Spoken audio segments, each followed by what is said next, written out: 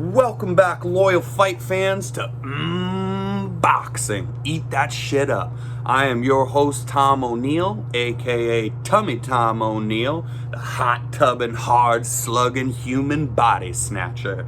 Alright, and today is a little bonus episode like we talked about doing last time, because I'm so excited. We got some questions left in the comments, which is great, and some kind of topics to get to. And so we're going to get to those first. And again, please leave your stuff, if you're, contacting me to bring up topics or I should talk about this, just please leave it in the comments of the videos, because it helps the channel. It helps other people that are watching be able to see, oh, these are the comments, and then it's only these people left them and he got to all of them. Maybe that inspires them to leave some comments or topics that I can get to. So we're going to touch on that stuff, and all the conversation is regarding either Manchenko or Lopez, and then we're going to move on to our picks for UFC 254, where we're going to make 4 picks and really try to get ahead here. So let's jump right into it. Let's touch on, so we got a question from Cool Guy, and it's kind of a two-parter. He says, will we get a rematch with Lomachenko and Lopez, and will we see a more aggressive Lomachenko in that rematch? That's a very good question. So I'm going to answer this in kind of parts. So, will we get a rematch? What I would like is for us to get a rematch, but I'm not sure that that's going to happen. That being said, I'll give you some hope for the rematch, right? My wishes are the rematch.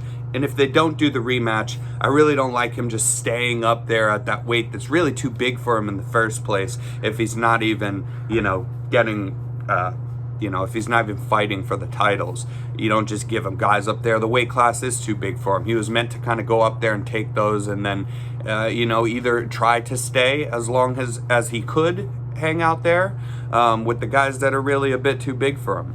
He's chasing greatness, and that's got to be respected. But yeah, I would like to see the rematch. Will we get the rematch? That is another question. Now, I'll give you just a little bit of hope for it. Both fighters are under, the top-ranked promotion. So they're both under that Bob Arum umbrella. And this should make that rematch, getting that rematch, really a lot easier, especially because it's a huge fight. Boxing never puts together these great fights, right? Or it just takes them so long, but then you get them finally. And once you get them, if they're competitive, and it does well, right? The event does well. They tend to do rematches. I think, again, it's going to be easier because they're under that same promotion. That's usually the holdup that we get in boxing, is that, these really great fighters are under different promotions, so then we never see them get to fight each other. Hence that we've never seen, Spence Crawford. Hence that we've never seen Lomachenko, Devin Haney. Hence that, now that Lopez has won, we won't see him probably fighting Devin Haney, who he should fight, or the winner of Gervonta Davis Santa Cruz coming up on Halloween. It's not like, the UFC, where you can just kind of predict, oh, they should give this guy, but they'll probably give this guy, or whatever. Boxing's a lot more, it's a lot tougher to figure out in that way. But that's what I hope for. I hope for the rematch. And then the second part of that question, will we get a more aggressive Lomachenko in the rematch?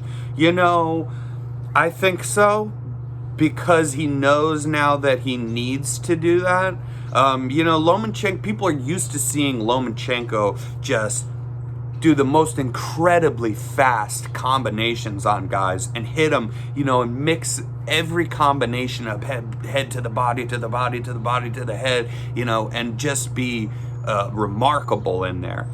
So we're used to seeing that, and him knocking guys down, him making guys just quit one after another on the stools. In between rounds, I don't want it anymore, because he frustrates them. His main thing is to be elusive, is to have great angles. That's the Lomachenko game, okay? Angles.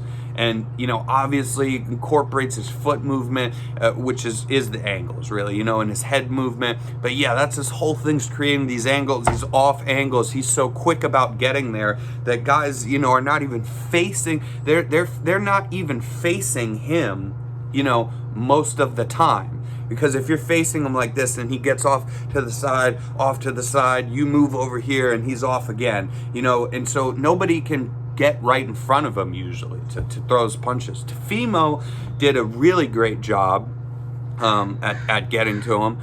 It was a little bit easy because he's a super big guy for that weight class. A weight class that, again, is too big for Lomachenko to begin with. Then he's not just fighting someone in that weight, he's fighting one of the bigger guys in that weight class, one of the longer guys with a big reach, but you could see that he could find the inside, right? He had success, so he knows that, all that stuff that has worked for him for so long, it'll work for him again with people on those lower weight classes.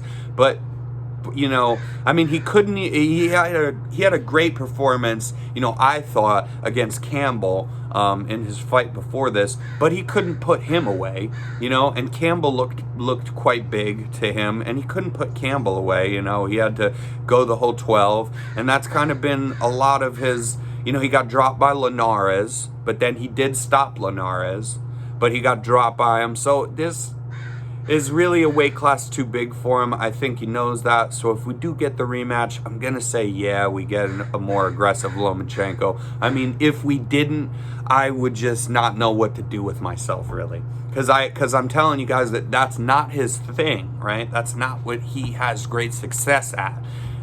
It's not being aggressive.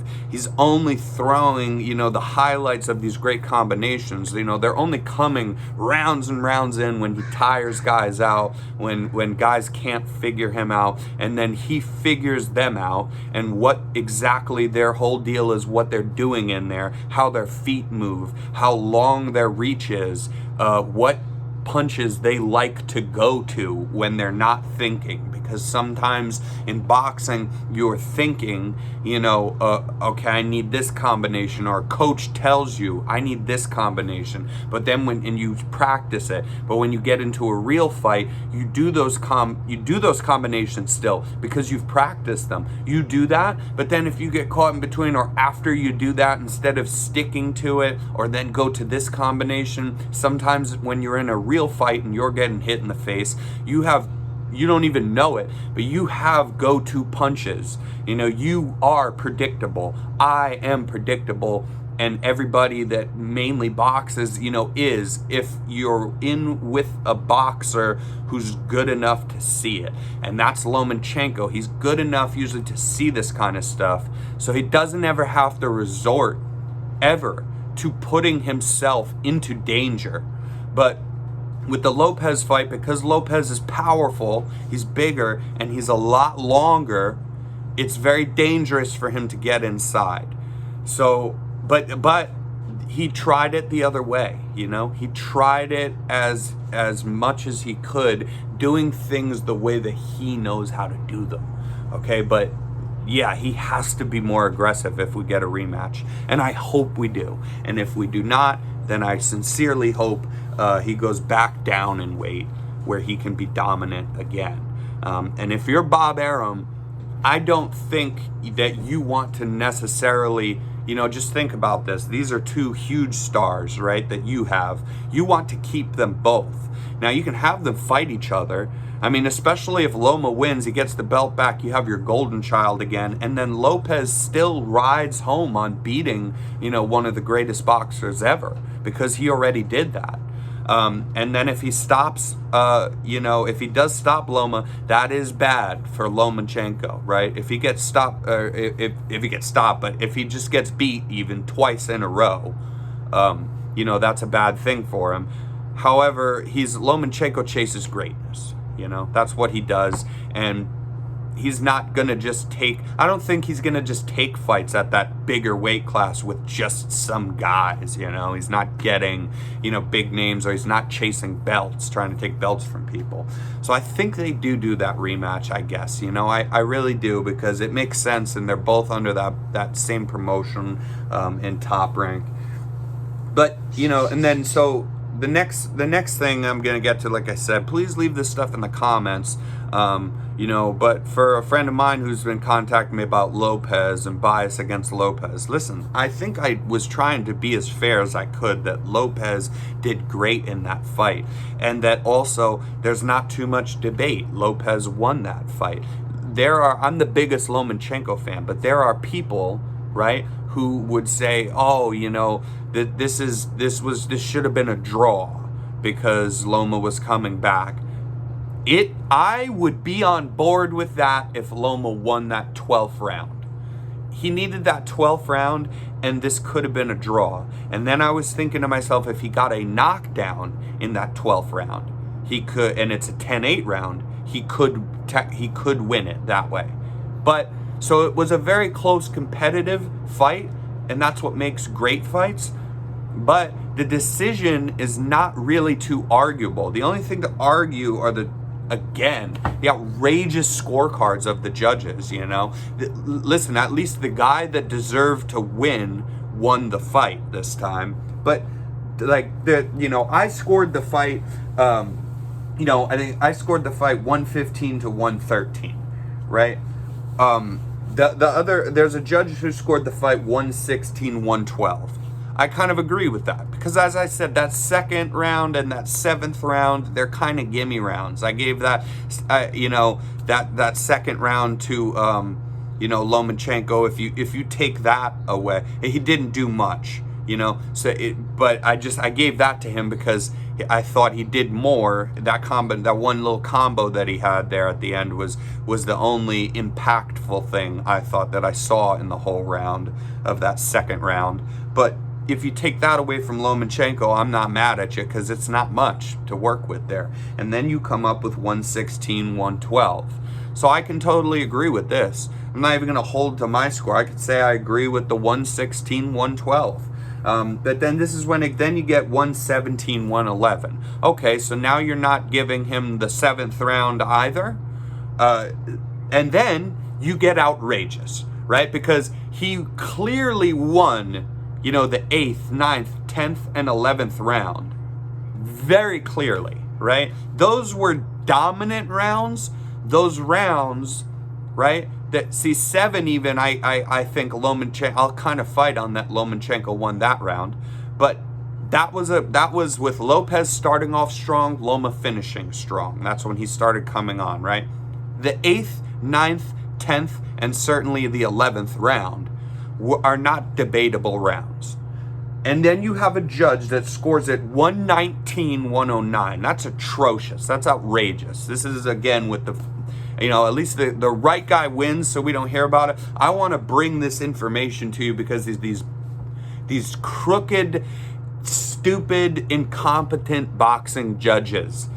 I mean, literally, you know, people say stuff and then they're like, oh, but you couldn't do better. I'll do better. Let me be a boxing judge. I'll do better, okay? It's not that hard.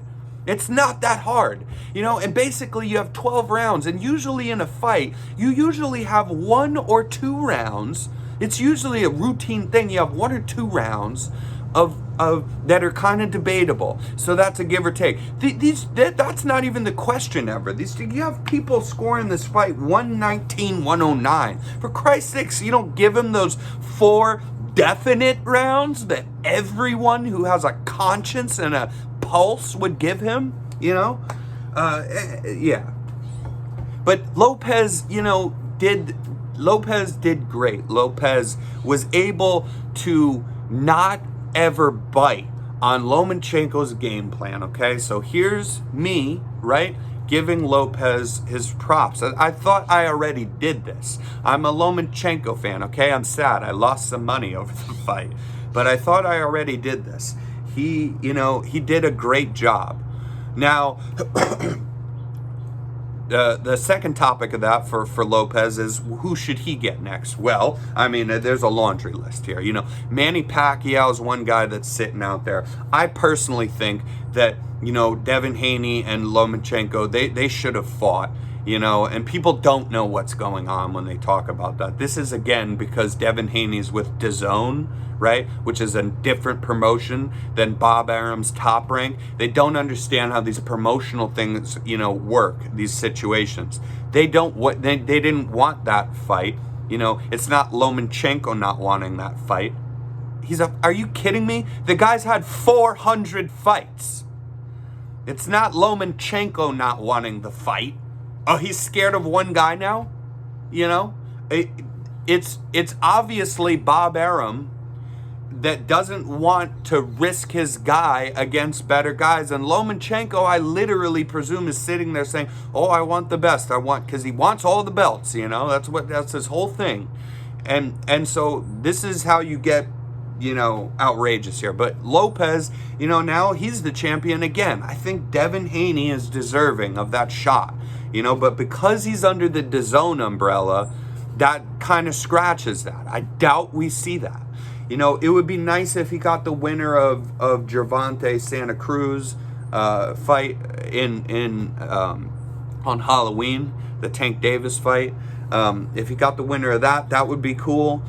But again, kind of a stretch, so you just never know. They'll probably give him someone else under Top Rank, Top Rank boxing, and then just feed Lopez some guy. So I hope they don't do that. That's not good for anyone's brand. Lomachenko, like I was saying, I want him to get a rematch, right? Because he lost the belts. But it's not good for him to just fight nobodies who he demolished, right? Well, it's also not good for Lopez's legacy to fight a bunch of nobodies. You had this great win. That Comey win is really good too, okay? And I said this, not even the last several times before, when we started talking about this fight, that is a really good fight, okay? But, that he had. But then this win over Lomachenko, that propels him. Now, you don't want him to start fighting nobodies, though. You should want this rematch. You should want Lopez to prove that he can do it again, And again, he won the fight very decisively. There's nothing to argue. But again, you cannot argue with this at all. The fight was incredibly competitive towards the end. Incredibly competitive, and Lomachenko came from doing nothing to stealing almost all of those end rounds. But the heart and will of Lopez in that 12th round carried him through, made him very deserving of that win. All right, and now we're going to move on. We're going to move on to our UFC 254 picks. I am so stoked about this card. My God. Justin Gaethje versus Khabib. I have literally, the Tony Ferguson win that he had, we knew before that the winner of that gets, as the interim gets Khabib. And, I put money on Justin Gaethje to win that fight. People thought Tony Ferguson, and people talked about, that was a good fight for me, on my picks, because I've not had a great run of this last 2 weeks, but that happens. Nobody thought, not nobody, most people, by far most people thought that Tony Ferguson would beat Justin Gaethje, and I knew that he wouldn't. I knew that Justin Gaethje would do it. Justin Gaethje is an animal of a man, just a dog. If there has ever been one, it's Justin Gaethje. I think that this guy will literally, break his own bones to get out of scrambles with Khabib. I can't wait for this fight because I feel his fire coming into this. I am 100% picking Justin Gaethje, and I'm going to put a little dollar on that as well. And I think that he does it, man. I have a whole prediction layout, really. I think that you end up, that Justin Gaethje wins here against Khabib, becomes the champion, and is known for beating the great and undefeated Khabib Nurmagomedov. And then you probably will end up getting the winner of Poirier and McGregor as the next fight for the champ, who I believe at that time will be Justin Gaethje. And in that case, you could see the fireworks of McGregor and Gaethje, or you could see Gaethje Poirier 2, which that first fight, Gaethje and Poirier, is one of my favorite MMA fights ever. One of them. I put that in, probably comfortably in my top 5. But yeah, we're going Justin Gaethje all the way. Let's go, baby. Let's go. Justin Gaethje. Okay, and then next we have a really great co-main event too. Robert Whittaker versus Jared Cannonier. Jared Cannonier has been a monster at middleweight. We already know that Robert Whittaker, is a savage human being. We already know this, and we know what he's capable of and what he can do. And I want to just, Cannonier's going to be a dog for that fight. So I'm going to pick Cannonier to win that fight because he's the dog in the fight. If I was, who knows? Maybe if I was smart, I'd go. But listen, I picked Loma to win. He's in, a big favorite. I can't believe that happened, I really feel the Justin Gaethje thing. Now I'm gonna go out on a little bit of a limb here for Jared Cannonier, and I'm gonna say that he can beat Robert Whittaker. I know he can. I know he can do it. I don't know if he will, but I know that he's more than capable of beating Robert Whittaker. Robert Whittaker. It's going to be a 3-round fight. So this is important to remember. So Robert Whittaker, I think that he, coming off that very technical Darren Till fight too, I think that he'll be a little more waiting in that first round than Cannonier will be. I think Cannonier will go out there to assault him. And I think that Robert it will be a little bit hesitant, at least in that first round. It's not a 5-round fight, it's a 3-round fight. So that's going to be a close one. But yeah, we're going Jared Cannonier for that. Then we have Volkov versus Walt Harris. Okay, now, God. Walt Harris lost his child, his stepdaughter, I believe, but she grew up, he helped raise her. That God bless that guy, man. God bless you, Walt Harris. And when you fought your last fight against Alistair Overeem, I so went for you. I went for you I wanted you to win that fight. And that was crushing, man. I mean, just because they kind of, even the promotion made me a little sick how they bring that story to it, front page and be like, and then now this guy's going to fight. And then he loses, that was so heartbreaking. I want you to win this fight, man. I want you to win this fight. I'm not going to pick you, though. I'm sorry, I can't do it. Volkov has they both have 8 losses, and then Volkov has 20 more wins. I mean, that would just be stupid, and I'm not going to do that. But I really do mean this, that if I can get a pick wrong, I want it to be that pick. I want to see Walt Harris knock him out, and everybody celebrate and have him, say what he wants to say there on the mic and say, this is for you, to his daughter or whatever. I swear, I want that. I want to be wrong on that one. Let that one be wrong, and not the other ones. And then we have some other fights that are not, gonna, necessarily blow your hair back here. I don't really know these guys. Malquan versus House, and I think that's a middleweight bout. And then Murphy, in the women's, we got the Murphy versus Shakirova. So I don't know. I'm not too familiar with these fighters, so I'm not just gonna make picks on, as I said, on fighters that I'm not too familiar with. Then we have Ankalaev versus Kutalaba 2. I'm going to pick Kutalaba. the first fight was very weird. And Cutelaba was doing some weird stuff where he was acting more hurt than he was. You know, he got hit and then purposely, I guess, acted as if he was, oh my God, I'm so hurt, you know.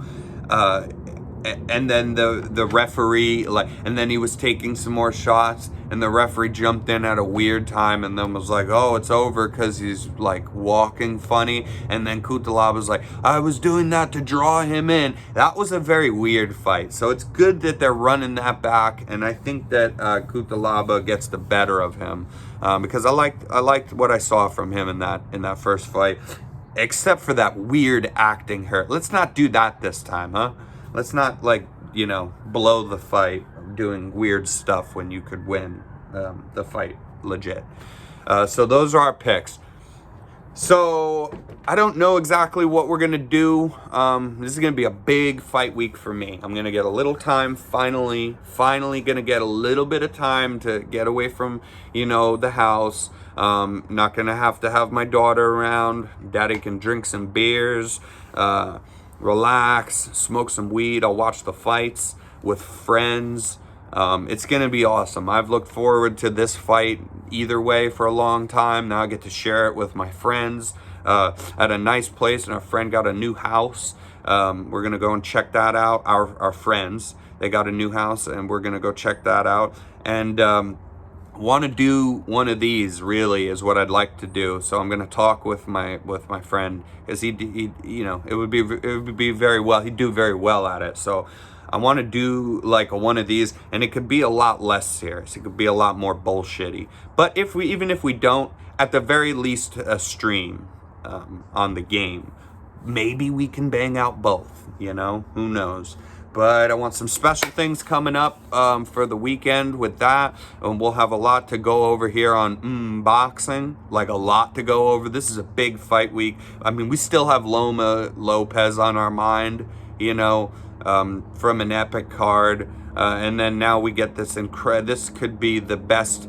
I don't know. I'm not going to say that this is the best card of the year for MMA, for the UFC, because it's not the best card, but you know, it is a great card. You know, the main event and co-main event, I'm in from there. You know, I'm sold right there.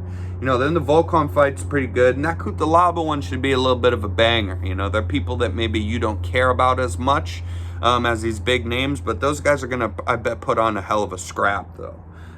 So this will be a good card. Maybe not the best card, but I think the best fight of the year will be Khabib Nurmagomedov versus Justin, the human highlight reel Gaethje. I think that'll be the fight of the year. I think it's going to be epic. I can't wait. Let's go, Justin. Let's go, baby. Let's get it done. Let's go, Gaethje. We'll see you next time here on Boxing. Eat that shit up.